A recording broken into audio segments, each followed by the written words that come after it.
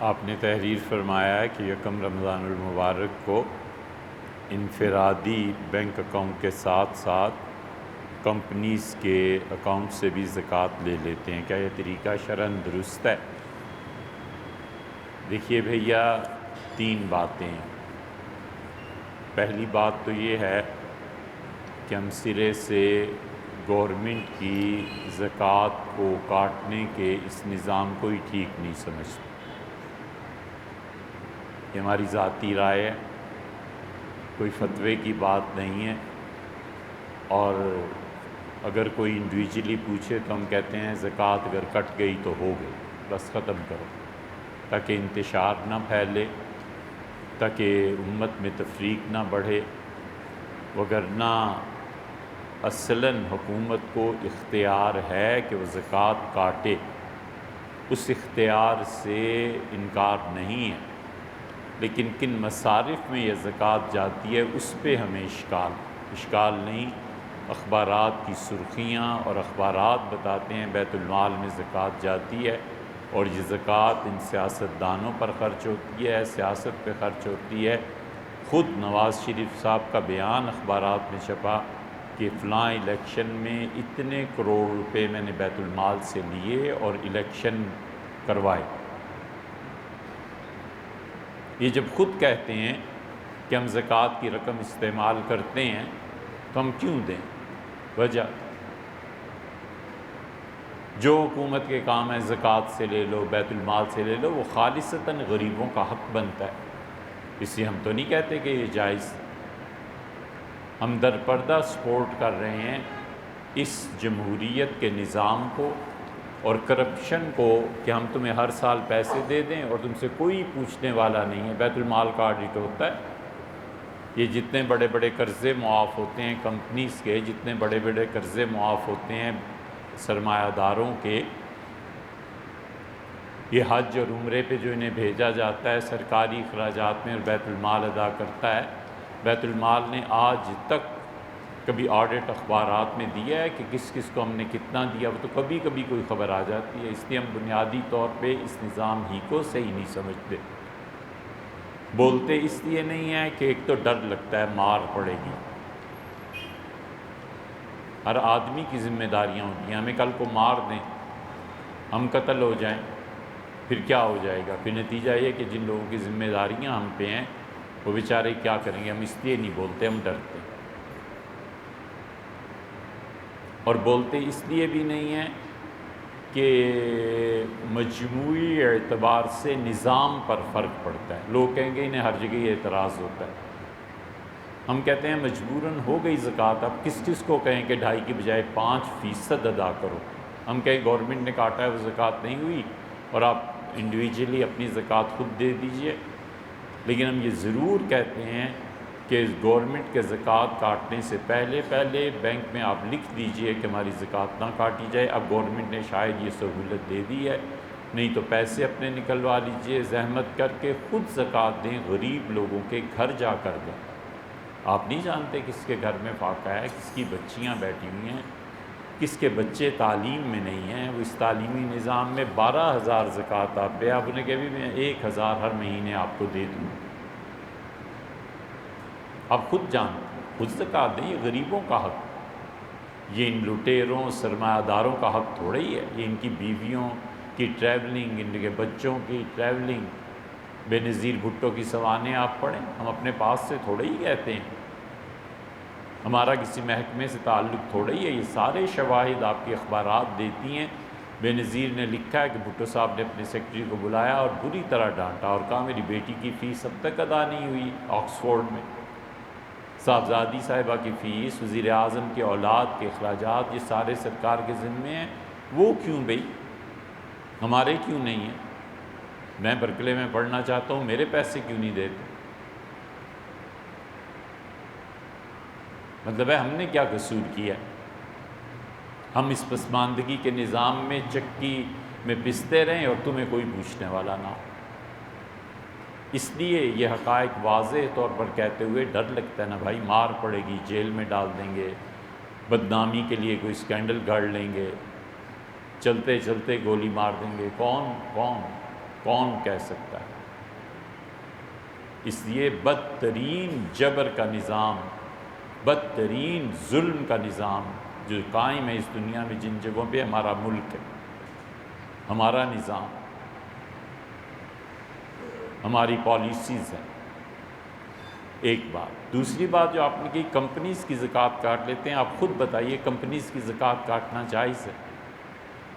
اس پہ تو زکوٰۃ آتی ہی نہیں شرعاً۔ صرف اس کی پلی لینا کہ عمر بن عبدالعزیز، سیدنا عثمان رضی اللہ عنہ وغیرہ زکوٰۃ بیت المال میں کاٹ لیا، بالکل ٹھیک ہے، کاٹ لیا کرتے تھے، لیکن آپ بنیادی طور پر حیثیت مقرر کریں۔ بینک کی حیثیت کیا ہے؟ آپ یہ کہیں کہ بینک میں جو پیسہ رکھا گیا ہے وہ لوگوں کی امانت نہیں ہے، اب ڈکلیئر کر دیں، بات ختم ہو گئی۔ دوسری طرف آپ کی بینکنگ کہتی ہے کہ تم کسی کے اکاؤنٹ میں کتنا پیسہ پڑا ہوا ہے کسی کو نہیں بتا سکتے، اور وہ بینک کے پاس امانت ہے۔ امانت پہ زکوٰۃ کیوں بٹے گی؟ ہم آپ کو 10 لاکھ دے دیتے ہیں اور ہم کہتے ہیں یہ امانت ہے میری اور میں کسی وقت بھی لے سکتا ہوں، 2 سال بعد آ کے کہتا ہوں کہ دو، تو آپ کیا کہیں گے کہ 2.5% زکوٰۃ کے حساب سے 10 لاکھ میں سے کاٹ لیے تھے؟ بھئی آپ کی کیا اتھارٹی ہے؟ آپ کو اجازت کس نے دی ہے؟ اللہ ہی نہیں مانتا اس چیز کو، تو آپ زکوٰۃ میں نیکی کما رہے ہیں، گناہ کے کام کر رہے ہیں۔ یہ تینوں چیزیں، اس وجہ سے بینک میں جو زکوٰۃ کٹتی ہے، اگرچہ فتوے کے اعتبار سے ہم بھی چشم پوشی کرتے ہیں، ڈرتے ہیں نا، ہم اس سے کہتے ہیں یار ہو جاتی ہے، ادروائز حق یہ ہے کہ آپ زحمت کریں، اپنے مال کو نکلوائیں اور خود زکوٰۃ دیں جس کو آپ مناسب۔ سب سے بڑا حق زکوٰۃ میں، سب سے بڑا حق اپنے ان رشتہ داروں کا ہے جو غربت کی وجہ سے اپنی اولادوں کو پال نہیں سکتے، تعلیم نہیں دے سکتے۔ دوسرا بڑا حق آپ کے وہ بھائی ہیں جو قرضے کے بوجھ میں دب گئے، نہیں کچھ کہہ سکتے، ان کو دیں، ان کا قرضہ ادا کریں۔ اللہ کہتا ہے فک و رقبۃ، اور لوگوں کی گردنیں چھڑاؤ، لوگوں کو آزاد کرو۔ آزادی اصل ہے، خوف اصل نہیں ہے۔ حضور اقدس صلی اللہ علیہ وسلم نے فرمایا جو دنیا میں کسی مومن کو ڈرائے گا خدا اسے جہنم دکھا کے ڈرائے گا۔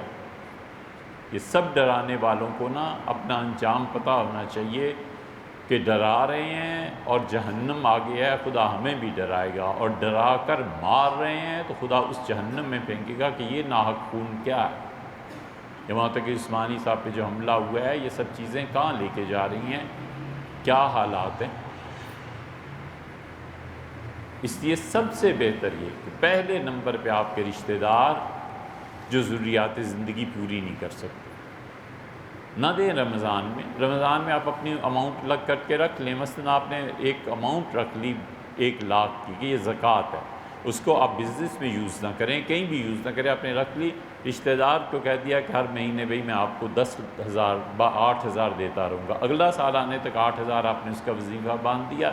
غریب آدمی کچھ نہ کچھ کا آسرا ہوتا ہے کہ یار 8,000 مجھے وہاں سے مل جائیں گے، یہ چیزیں اس مہینے میں لے لوں گا۔ یہ مینجمنٹ ہے، بہتر سے بہتر مینجمنٹ اللہ کے یہاں بہتر سے بہتر ثواب دلائی۔ دوسری چیز لوگوں کی گردنوں کو چھڑانا، قرض کے بوجھ سے نجات دلانا۔ آپ کو پتہ ہے کہ اس نے قرض لے کے پیسہ شراب پی ہے تو بھی اس کی مدد کرنی چاہیے۔ یہ حنفی فقہا کا مسلک ہے صرف، باقی امت میں فقہا اس کے قائل ہیں کہ جس نے قرض کے لیے، گناہ کے لیے قرض لیا ہے اس کی مدد نہ کی جائے، اس طرح تم بالواسطہ طور پہ گناہ کی اشاعت کر رہے ہو۔ حنفی فقہا کہتے ہیں کہ ممکن ہے اس سے جھوٹ بولا ہو، ممکن ہے فراڈ کیا ہو، کوئی اور کام کیا ہو، لیکن جس نے پیسہ دیا ہے یا جس کا پیسہ ہے اس بیچارے کا کیا قصور ہے؟ وہ سادہ تھا، دے دی زکوٰۃ، اسے پتہ ہی نہیں تھا احوال کا، اس نے زکوٰۃ دے دی۔ اسے کیا پتا کہ اس پیسے کے ساتھ کیا کرتوت کرے گا، اس سے دے دی، اسے قرض کی رقم دے دی، تو اب اس کا حق بنتا ہے اس کو قرض واپس کیا جائے۔ اور تیسری چیز وہ ہمارے دینی مدارس، آپ یقین کریں ان کے حالات دیکھیں تو وہ پیسہ جو باہر سے آ رہا ہے، باہر کے مسلمان دیتے ہیں، امریکہ، کینیڈا، انگلینڈ، پوری دنیا سے مسلمان جو بھیجتے ہیں، یہ مدارس بہت زیادہ اس پہ ڈیپینڈ کرنے لگے ہیں، یہاں لوکلی لوگ دے نہیں سکتے، چاہتے ہوئے بھی نہیں دے سکتے، اپنے گھر کے خرچے پورے نہیں ہوتے یار، مدارس کو کون دے؟ لیکن اللہ نے آپ کو توفیق دی ہے تو آپ ان کی مدد کریں تاکہ دینی ادارے یہ چلتے رہیں، یہ دین نسلوں سے منتقل ہوتا ہے، ایک نسل اور آگے بڑھ جائے۔ تو اس لیے زکوٰۃ کا معاملہ آدمی کو اپنے کنٹرول میں رکھنا چاہیے۔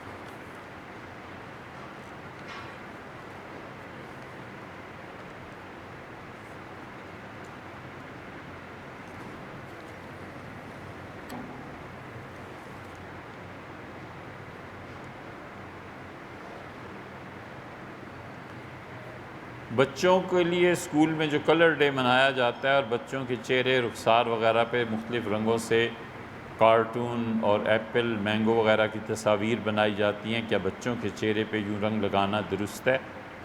اور اگرچہ یہ جلدی مٹایا بھی جا سکتا ہے، اس میں کوئی حرج نہیں ہے، بچوں کے کھیل کود کی چیزیں ہیں، بچوں کی خوشی کی چیزیں ہیں، کارٹونز اور انسانی تصاویر تو نہ بنائی جائیں، لیکن محبت کے جذبے سے، پیار کے جذبے سے اور جنس کے اختلاف کو ملحوظ خاطر رکھتے ہوئے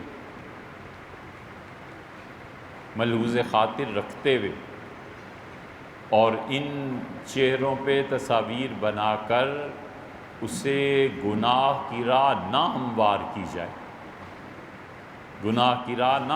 کی جائے، آپ سمجھتے ہیں ان چیزوں کو چھوڑ کے باقی بچوں کے بچپنے کی اگر بات ہے تو وہ درست ہے، اس میں کوئی ایسی بات نہیں ہے۔ مٹ بھی جاتے ہیں بچے، گھر جا کے منہ بھی دھو لیتے ہیں، تو ہنسی مذاق، بچوں کا دل بڑھانا، یہ چیزیں، یہ بنیادی طور پہ یہ اصول حضور صلی اللہ علیہ وسلم سے بھی ثابت۔ حضرت انس رضی اللہ عنہ کہتے تھے کہ میرے بھائی نے ایک پرندہ پالا ہوا تھا، چھوٹے بھائی نے، تو رسول اللہ صلی اللہ علیہ وسلم جب ہمارے گھر آتے تھے تو ابو عمیر میرا چھوٹا جو بھائی تھا اس سے مزاح فرماتے تھے اور اپنا پرندہ دکھاتا تھا، پرندہ سرخ اس کا سر کا رنگ تھا اور باقی وہ سیاہ تھا اور آوازیں بھی نکالتا تھا، تو بچہ دیکھ کے اسے خوش ہوتا تھا۔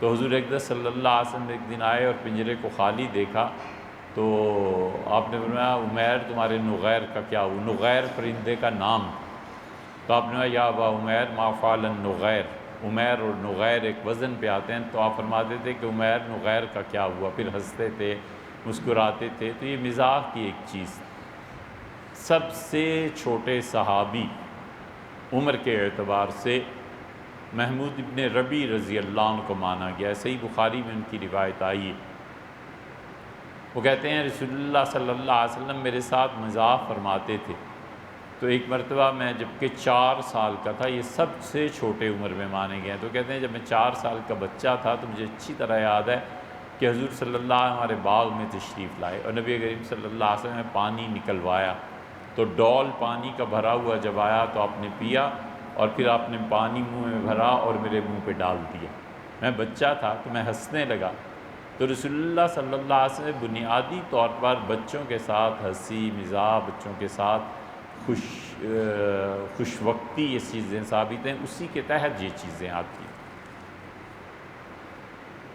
دیواروں کو رنگ کرتے ہوئے کچھ ہاتھوں پہ بھی لگ جاتا ہے، روزانہ کا کام ہے، اس سے نمازوں میں اس کا چھڑانا مشکل ہے، تو بھیا آپ دستانے پہنیے، دور بدل گیا نا، آپ لفظ استعمال کیجئے، آسان حل ہے۔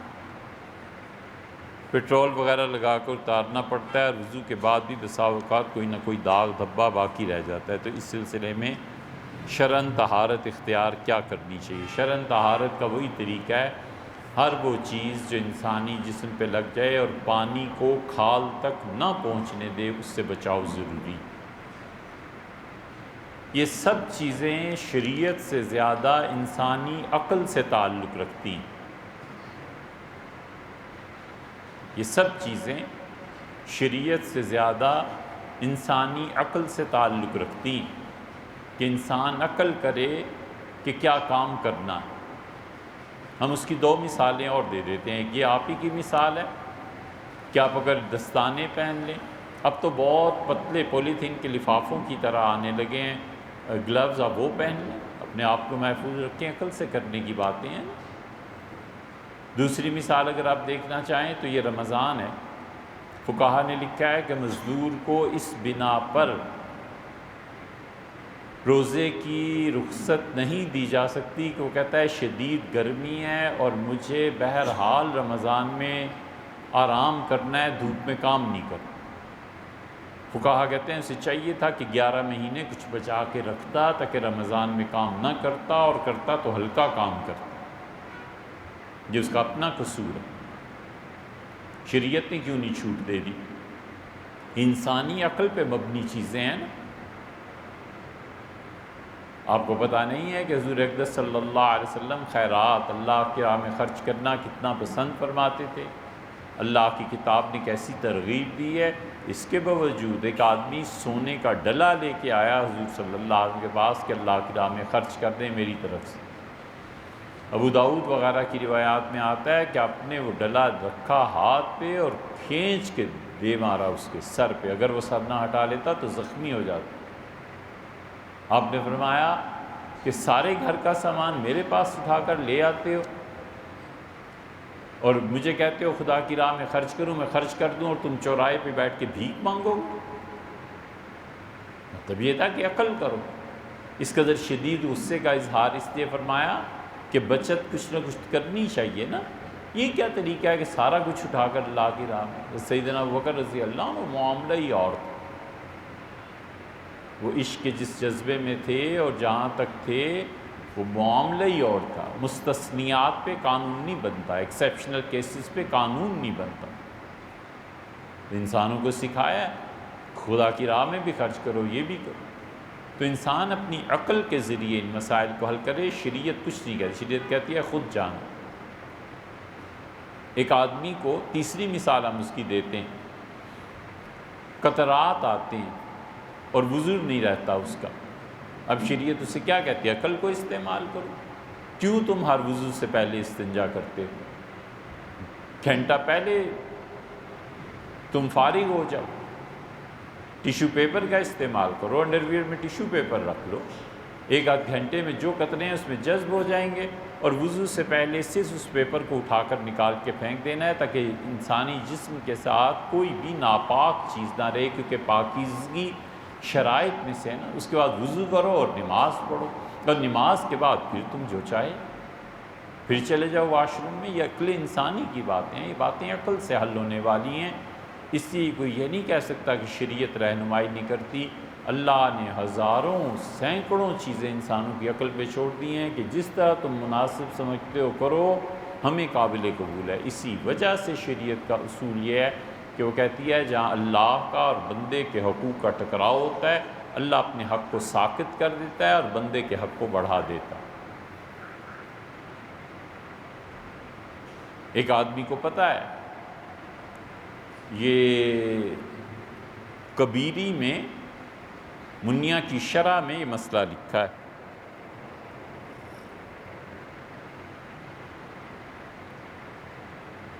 فقہا کہتے ہیں کہ ایک آدمی کو پتہ ہے کہ اس کے پاس پانی تھوڑا ہے سفر میں، اور وہ اگر اپنی بیوی کے قریب جائے گا تو غسل کے لیے پانی ہی نہیں ہے، وضو کے لیے پانی نہیں، تو کیا کرے؟ وہ کہتے ہیں وضو کو چھوڑ دے، غسل کو چھوڑ دے اور اپنی ضرورت پوری کرے، اور جب نماز کا وقت آئے اور پانی نہ ملے تو تیمم کر لے۔ حالانکہ بظاہر دیکھا جائے تو جو پانی اس کے پاس اگر ہے، اس پانی کو کہاں بالکل ضائع نہ کرے، اس کو غسل اور وضو کے لیے رکھنا چاہیے تھا، لیکن اللہ نے اپنا حق ساقط کر دیا۔ اللہ نے کہا تمہیں کوئی ضرورت نہیں ہے، ہم نے تیمم کی تمہیں اجازت دی۔ یہ تشریح سے پڑھنا ہو تو وہاں کبیری میں لکھا ہے، تو اس لیے انسانی عقل جو ہے نا وہ بہت سے مسائل کو حل کرتی ہے۔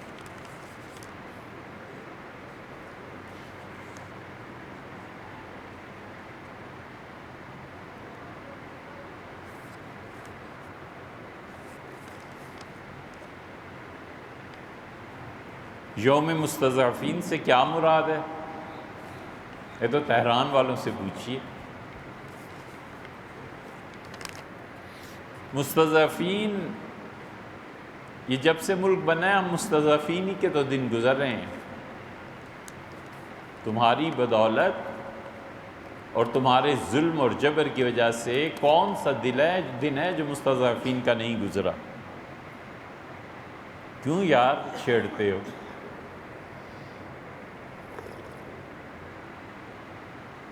ہم بنیادی طور پر غلام ہیں، ہم بنیادی طور پر جانور ہیں، انسان نہیں ہیں۔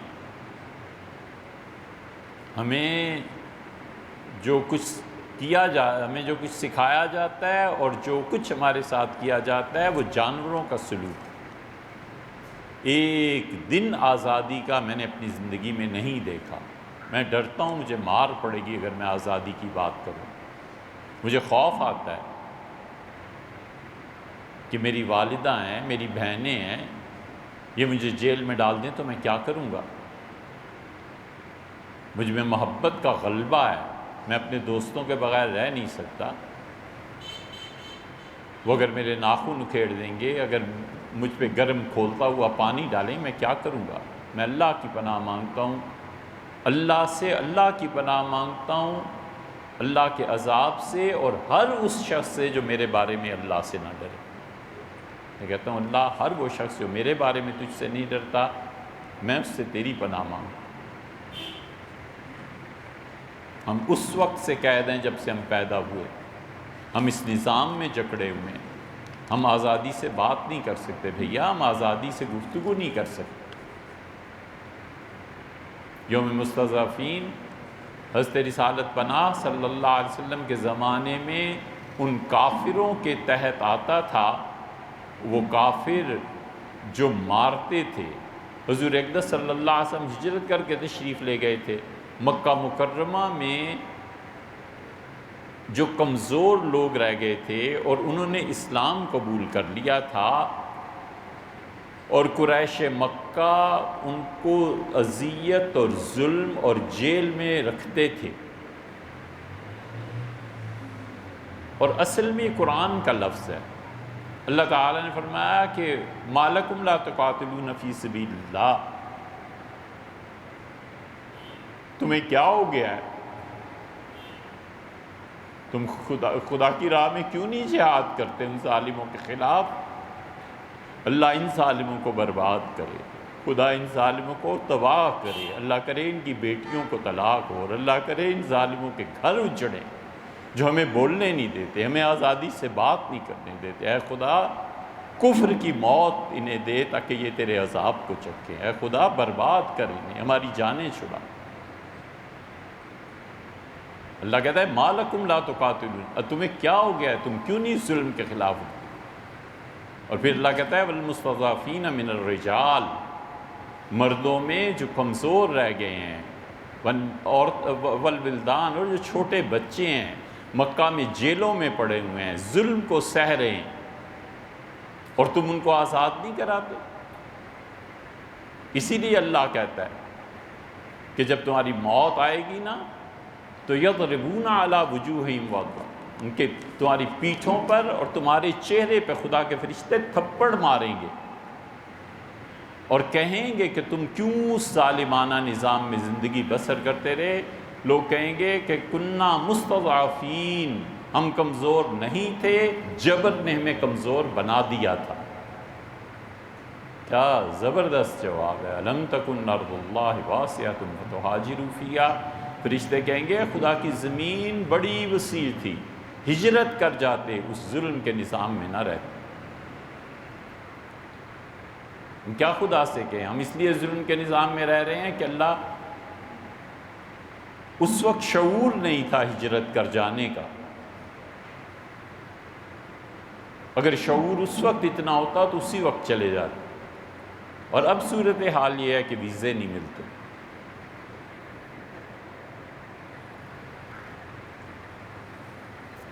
اس لیے مستضعفین در حقیقت وہ لوگ جو اہل مکہ کا ظلم برداشت کرتے تھے، جیلوں میں پڑے ہوئے تھے، یا پھر وہ لوگ جو مکہ مکرمہ میں غالب کسی بڑے خاندان سے تعلق رکھتے تھے، مکہ والے ان پہ ہاتھ نہیں ڈال سکتے، انہیں پیسے نے بچایا تھا یا ان کی پوزیشن نے بچایا تھا۔ ان میں عبداللہ ابن عباس رضی اللہ عنہما تھے۔ جب یہ آیت پڑھتے تھے تو عبداللہ کبھی کبھی رو دیتے تھے اور کہتے تھے میں بچہ تھا، میں کچھ کر نہیں سکتا تھا، میں ان میں شامل تھا۔ ان مستضعفین میں ابو جندل رضی اللہ عنہ شامل تھے۔ سہیل جو آئے تھے نا معاہدہ کرنے رضی اللہ عنہ، انہوں نے اپنے بیٹے کو جیل میں رکھا ہوا تھا نا، یہ لوگ شامل تھے۔ یہ قرآن کی اصطلاح ہے۔ اور پھر اسی لیے مسلمان ہر دور میں جب وہ ظلم کی چکی میں پستے رہے ہیں تو انہوں نے اس کو کہا کہ ہمارا زمانہ مستضعفین کا ہے، یعنی ہم حق بات کہہ نہیں سکتے، اگر کہیں گے تو مارے جائیں گے، کہیں گے تو اذیت میں مبتلا ہو۔ یہ مستضعفین، اور یوم مستضعفین کے نام سے تہران میں بھی منایا جاتا ہے۔ وہ مختلف جابرانہ نظاموں کے تحت اپنی قوم کو کوئی دن دیتے ہیں۔ کیا جنات انسان کو جن سے مار سکتے ہیں؟ بالکل مار سکتے ہیں بھائی، ہوتا ہے ایسے، کوئی اتنی بڑی بات ان کے لیے نہیں ہے۔ جنات انسانوں کو قتل کرتے ہیں، آپ تاریخ اٹھائیں تو وقت نہیں ہے، لیکن بہت سے واقعات ایسے ملیں گے کہ جنات انسانوں کو قتل کر دیتے ہیں۔ حضرت سعد ابن عبادہ رضی اللہ عنہ کے متعلق بھی آتا ہے، سعد ابن عبادہ بن دلیم اتنی بڑی ہستی تھی، لیکن جب بیعت ہوئی سیدنا ابوبکر رضی اللہ عنہ کی تو انہوں نے کہا میں بیعت نہیں کرتا۔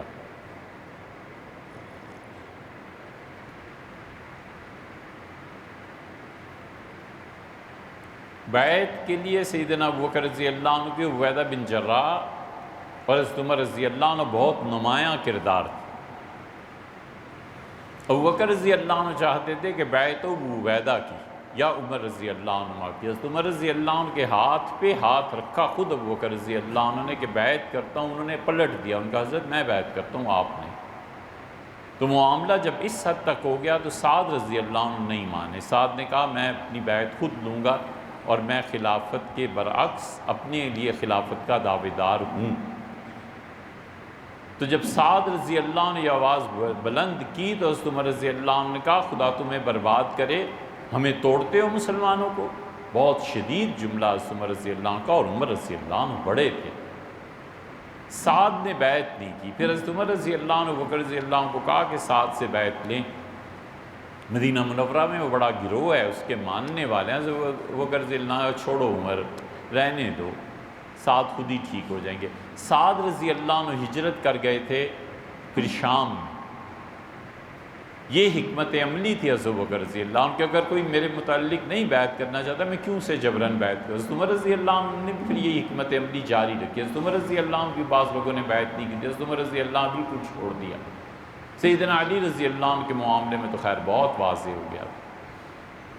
سعد رضی اللہ عنہ چلے گئے تھے شام، اور سعد رضی اللہ عنہ کو ایک دن ایک تیر لگا اور ان کی شہادت ہو گئی۔ تو کہتے ہیں کہ جنات نے آواز دی، انہوں نے کہا ہم نے سعد سے خلافت کی بیعت نہ کرنے کے موقع کا بدلہ لے لیا، اور سعد اس دنیا میں اب نہیں رہ سکتا۔ واللہ عالم یہ روایت کس حد تک ہو، لیکن بہت جگہ آئی ہے، ہم نے تحقیق نہیں کی مگر بہت جگہ آئی ہے، اور بہت سی چیزیں مل جائیں گی کہ جنات نے انسانوں کو مارا ہے۔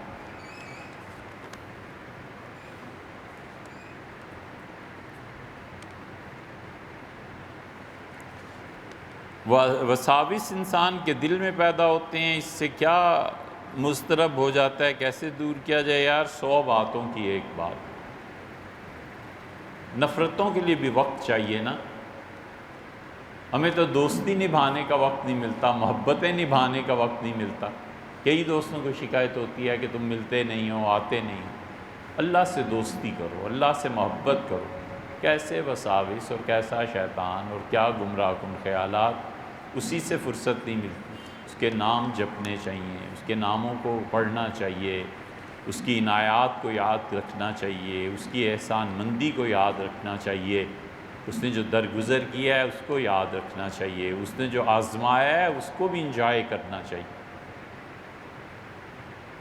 اس نے جو دن کڑے اور سختی کے بھیجے ہیں اور انسان نے اپنی ہمت سے جو مقابلہ کیا ہے، اس نے جو رات پیدا کی ہے اور ہم نے چراغ پیدا کیا ہے، اس نے جو دکھ پیدا کیا ہے اور ہم نے اس کی دوا پیدا کیا ہے، اس نے جو زخم دیا ہے تو ہم نے مرہم پیدا کیا ہے۔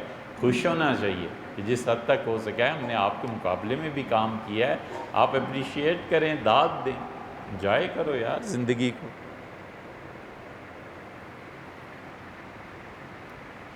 زندگی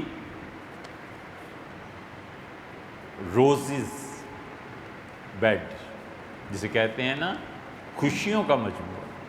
ہمیشہ خوش رہنا چاہیے، اپنے مالک کے ساتھ تعلق قائم رکھنا چاہیے.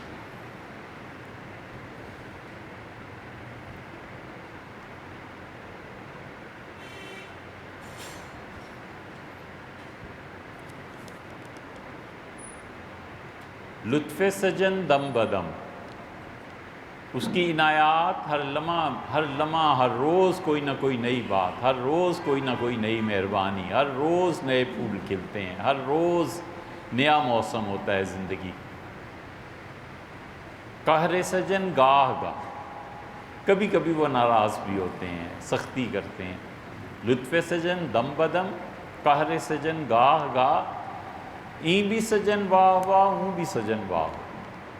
اس پہ عمل کرنا چاہیے. ایسے بھی ٹھیک ہیں اور ایسے بھی ٹھیک. ناراض ہو جائیں تو پھر ہم جائیں کہاں؟ پھر بھی ادھر ہی جانا ہے یار. کوئی جگہ نہیں ہے، کوئی چوکھٹ نہیں ہے جہاں، وہی ہیں، انہی کے پاس پڑے رہنا. آپ نہ دیں، اللہ کا نہ دینا لوگوں کی سلطنت دی ہوئی ہو اس سے بہتر ہے. خدا کی دھتکار اور خدا کا ہٹا دینا اس کی کل مخلوق کی پذیرائی سے بہتر ہے. تو مالک ہے، اس کو کیسے چھوڑا جا سکتا ہے؟ اس کے مقابلے میں کسی کی رعایت کیسے کی جا سکتی؟ اس سے ہی چمٹا رہے. کبھی دیکھا نہیں بعض بچے ایسے ہوتے ہیں جو ماں مارتی ہے تو اور اس کی ٹانگوں سے چمٹتے ہیں. یہ تو مثال ہے آپ لوگوں کی. اور اپنی مثال کہیں تو بعض کتے بھی ایسے ہوتے ہیں کہ لاٹھی مارو نا تو کتا اور اس سے لپٹتا ہے لاٹھی سے. یہ میری مثال سمجھ لو. تو لاٹھی پڑے یا ماں مارے، دونوں ادھر ہی بھاگتے ہیں. تو کچھ کر لیں، رہنا آپ ہی کے ساتھ ہے، آپ کو نہیں چھوڑنا کسی صورت. یہ تو اصول موضوع طے شدہ بات ہے. اب آپ بھی آگے چلیے، ہم بھی آگے چلیں. کتاب کو دوست کیسے بنایا جا سکتا ہے یار؟ اس کے بغیر رہا کیسے جا سکتا ہے؟ کتاب کے بغیر بھی کوئی زندگی. شوق کے ساتھ پڑھا جائے، جو آپ کا موضوع ہے نا اس کو پڑھیے. جس سے آپ کو تعلق ہے نا اس موضوع کو پڑھیے. اس موضوع کو پڑھیں گے تو پھر اس سے دل لگے گا. اب ایک بچے کو موضوع کیا ہے؟ اس کو میتھمیٹکس سے دلچسپی ہے. میتھس کی بڑی سے بڑی بک اپریشیٹ کرنا چاہیے، پڑھیں. ایک بچے کو دلچسپی ہے شاعری سے، شاعری کو پڑھیں. ایک کو دلچسپی ہے تاریخ سے، تاریخ کو پڑھیں. اب جو بچہ تاریخ سے دلچسپی رکھتا ہے اس کو کہنا کہ کیمسٹری اور میتھمیٹکس کو حل کرو، اس پہ ظلم ہے نا. اور کیا ہے؟ وہ بیچارہ کیا کرے؟ اور ایک بچہ جو میتھمیٹکس کا ہے اسے کہنا کہ غالب اور میر کو سمجھو، وہ کیا کرے؟ بڑا مبارک ہے وہ آدمی جس کا شوق اور پیشہ دونوں ایک ہو جائیں. شوق اور پیشہ ایک ہو جائے نا، کمال ہو جاتا ہے. مثلا اسے شوق ہے میتھمیٹکس کا اور اسے جاب بھی میتھمیٹکس کی مل گئی. اسے شوق ہے فزکس کا اور جاب بھی وہی ہو گئی. اس سے ترقی ہوتی ہے. اس لیے ہمارے نظام میں جہاں اور ہزاروں نقائص ہیں، سینکڑوں نہیں ہزاروں، ان میں سے ایک یہ ہے کہ ہمارے ہاں کوئی بچوں کی پرواہ نہیں کرتا. ہم اپنی نیکسٹ جنریشن کو تقسیم نہیں کرتے کہ اس میرے بچے کو شوق ہے مذہب کا، میں کیوں اسے آخر کمپیوٹر پڑھا رہا ہوں، اور میرے اس بچے کو شوق ہے میتھمیٹکس کا، میں کیوں اسے اردو شاعری کی طرف لا رہا ہوں. اس بچے کو اس کے شعبے میں اس کے شوق کے مطابق چھوڑ دیا جائے کہ بیٹے چلو اس میں آگے بڑھو. اصول تربیت یہ ہے کہ بچوں کو میدان فراہم کر دیا جائے کہ کھیلو، پتہ چلے کہ تم کیا کر سکتے ہو. ٹھوکر کھا کے اگر پھر بھی اٹھ سکتے ہو تو زبردست، پھر اٹھو. اس نے ٹھوکر لگی. یہ چیزیں ہر ایک بچے کو یہاں پر ہمارے نظام میں مجبور کیا جاتا ہے کہ جو والد کر رہا ہے وہی اختیار کرو. اسلام آباد میں کتنے ہی بچوں کو، لوگوں کو ہم جانتے ہیں، وہ بیچارے اس مجبوری میں نوکری کرتے ہیں کہ ابا کو مکان اس کی وجہ سے ملا تھا، مجھے بھی وہاں کلرک، ہیڈ کلرک لگ جاؤں گا تو مجھے بھی مکان ابا کے بعد مل جائے گا. یہ جبر نہیں ہے تو اور کیا نظام؟ لیکن بھیا اس کے خلاف بولنا نہیں، اس سے ٹکر نہ لینا، اس سے ٹکر لوگے کچلے جاؤ گے، مارے جاؤ گے۔ پریشان کن خوابوں سے بچنے کے لیے کوئی دعا یا وظیفہ تجویز کر دیا جائے جو سونے سے قبل پڑھ لیا جائے۔ آپ ایسے کیجئے کہ معارف الحدیث ہے مولانا محمد منظور نعمانی رحمۃ اللہ علیہ کی،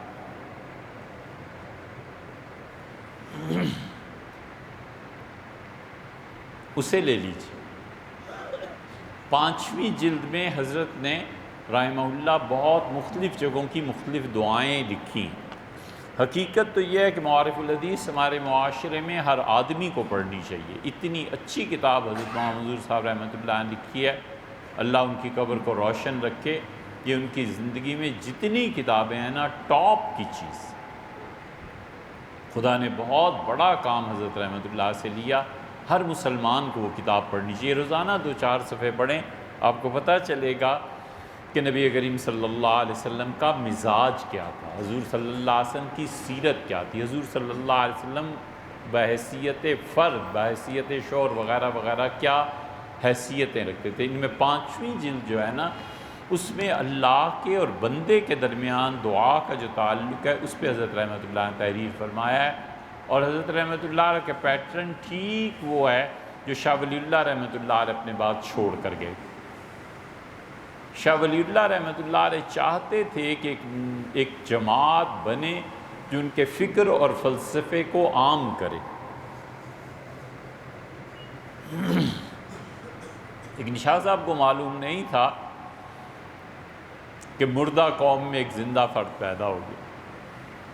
اس لیے اب تک شاہ ولی اللہ رحمۃ اللہ علیہ کی ساری کتابیں بھی نہیں چھپ سکی۔ تو شاہ ولی اللہ رحمۃ اللہ علیہ نے جو جن افراد کی ذہنی تربیت ان کی وجہ سے ہوئی ہے یا ان کے فلسفے اور نظریے کے مطابق، ان میں مولانا منظور نعمانی صاحب رحمۃ اللہ علیہ بھی ہیں، انہوں نے کوشش کی ہے کہ حدیث اور فقہ کو ایک دوسرے کے ساتھ ملا دیں۔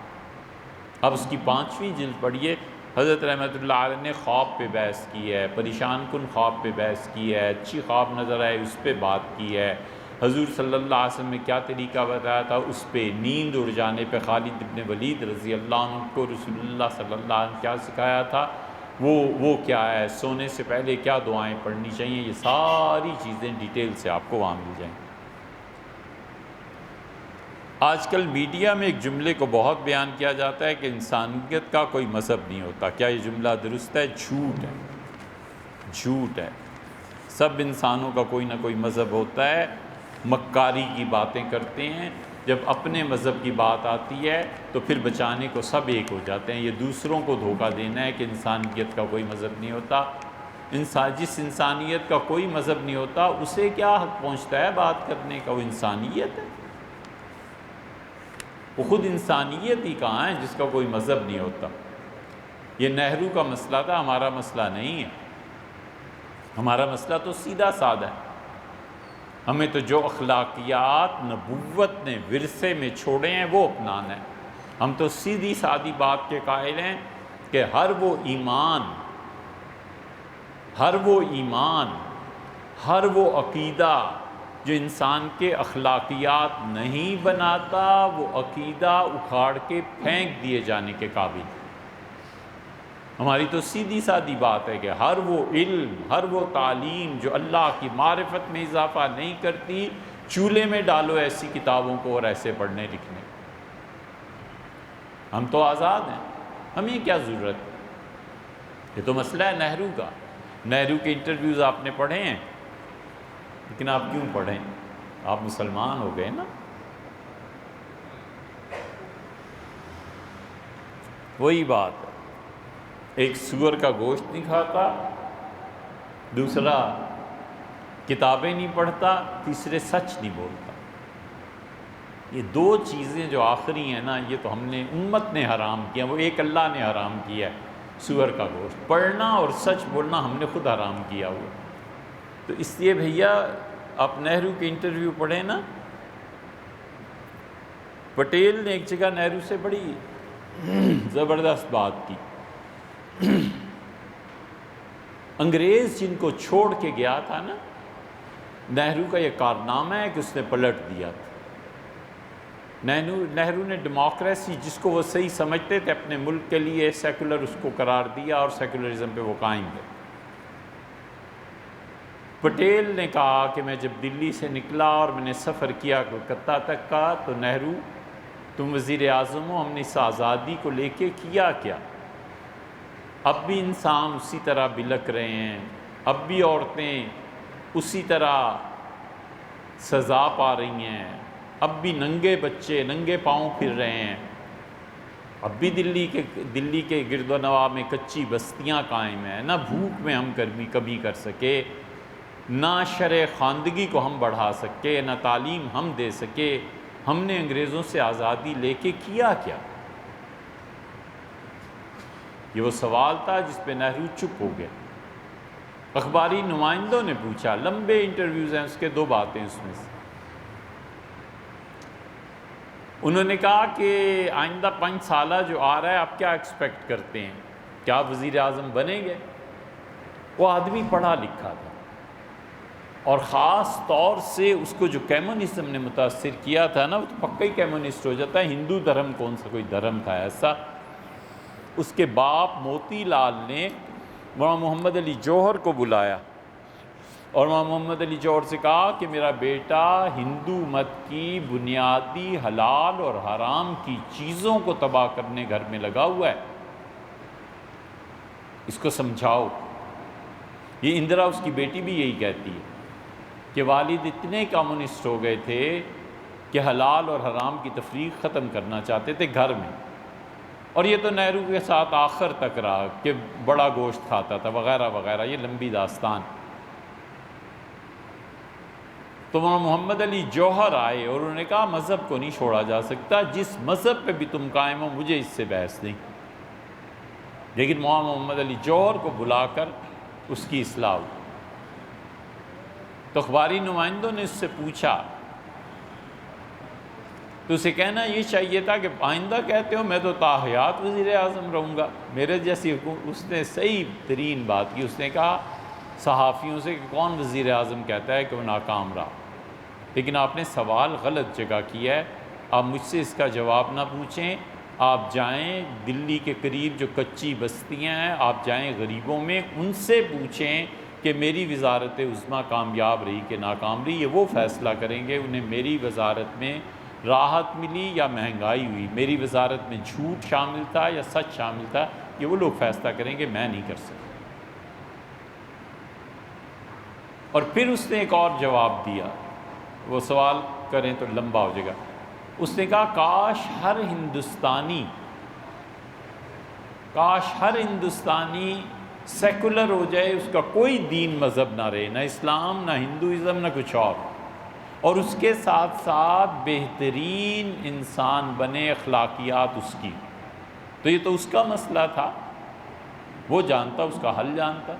اس جیسے سوچنے والوں کو ہمارا تو مسئلہ سیدھا ہے، ہم کہتے ہیں انسانیت کوئی چیز نہیں ہے، بت ہے، اسے توڑنا چاہیے۔ ٹھیک جو معیار خدا کی وحی نے قائم کیا ہے بس وہ انسان، ورنہ ہم ختم نبوت کے منکر ہو جائیں۔ اللہ نے انسانیت کا معیار قائم کیا، اللہ نے ہمیں ہمارے ہمسایوں کے حقوق سکھائے ہیں، اللہ نے کہا ہے جو تمہارے گھر میں آتا ہے اس کی ضیافت کرو، اللہ نے کہا ہے 3 دن تک تمہارے مہمان کا حق ہے، اگر وہ تم سے چھین کے کھانا چاہے اس کا حق ہے، اللہ نے کہا ہے مسافر جب تمہاری بستی سے گزریں تو تم ان کی مدد کرو۔ یہ کہاں ہے؟ یورپ میں، امریکہ میں، کہیں بھی نہیں۔ تو ہمارے لیے تو کوئی پرابلم نہیں ہے۔ یہ سلوگن اور یہ نعرے کھوکھلیں ان سارے اخباری نمائندوں میں سے جو یہ کہتے ہیں کہ انسانیت کا کوئی مذہب نہیں ہوتا، ان سے پوچھیں انسانیت نام کس چیز کا ہے؟ آیا کوئی کھانے پینے کی چیز ہے، حیوانیت ہے، کیا ہے؟ بہت بڑے صحافی بار بار کہہ رہے تھے کہ تکلف نہیں کرنا چاہیے، تکلف نہیں کرنا چاہیے، تو بہت بڑا نام ہے ان کا۔ تو ہم نے چپکے سے عرض کیا، ہم نے کہا جناب والا تکلف ہوتا کیا ہے؟ اگر بتا دیں تو آئندہ ہم نہ کریں۔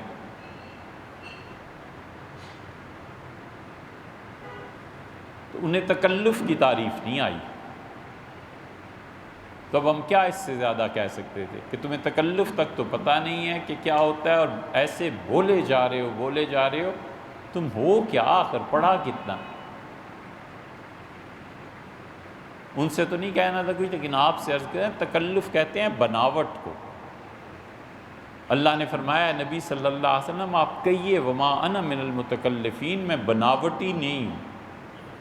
بناوٹ یہ ہے کہ ایک دن آپ نے گھر کو سجا لیا، مہمان آئے، رشتہ دیکھنے آئے، بالکل ٹھیک ہے، اب کل پھر وہ آ جائیں، پرسوں پھر وہ آ جائیں، تو کتنے دن گھر کو تکلف سے سجانا ہے، بناوٹ دکھانی ہے؟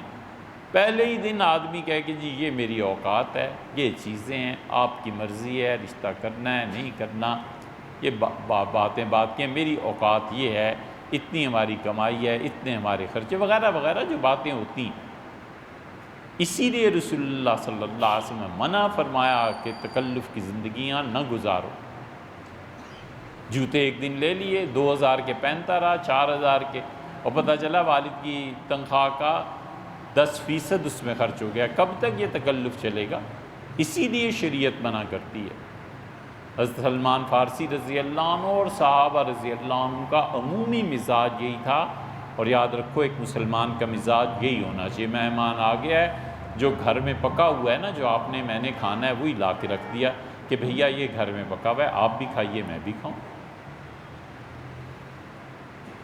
کبھی ہوتا ہے آدمی گھر والوں کو ذرا سی زحمت دیتا ہے، لیکن اتنی زحمت دینا کہ گھر والے تنگ آ جائیں، یہ درستی نہیں ہے۔ تھوڑا 19-20 کا فرق ہو جاتا ہے۔ مومن کا مزاج یہ میں پہنتا ہوں، یہ کپڑے ہیں، بسم اللہ آپ بھی پہن۔ حضرت سلمان فارسی رضی اللہ عنہ، اسی صحابہ رضی اللہ عنہ کا مزاج یہی تھا۔ ان کا مہمان آیا، انہوں نے روٹی رکھ دی، پانی رکھ دیا، نمک رکھ دیا۔ سلمان فارسی رضی اللہ عنہ لقمہ توڑتے تھے، تھوڑا سا نمک منہ میں رکھتے تھے، پانی سے چبا کے نگل لیتے تھے۔ تو اس سے کہا کاش سلمان فلاں بوٹی بھی ہوتی، جیسے کوئی کہے کہ پیاز ہوتا، جیسے کوئی کہے کہ اس کے ساتھ پودینہ ہوتا۔ سلمان رضی اللہ عنہ گئے اور جا کر بوٹی لا کے اس کے سامنے رکھ دی۔ مہمان جب کھا چکا تو اس سے بڑا اللہ کا شکر ادا کیا اور کہنے لگا کہ حضرت اللہ کا شکر ہے، بہت اچھا کھانا آپ نے کھلایا، اور زیادہ شکریہ اس بات کا کہ آپ نے کوئی تکلف نہیں کیا۔ فرمایا جی ہاں، اگر میں تکلف نہ کرتا تو میرا لوٹا سبزی بیچنے والے کے پاس گروی نہ رکھا ہو۔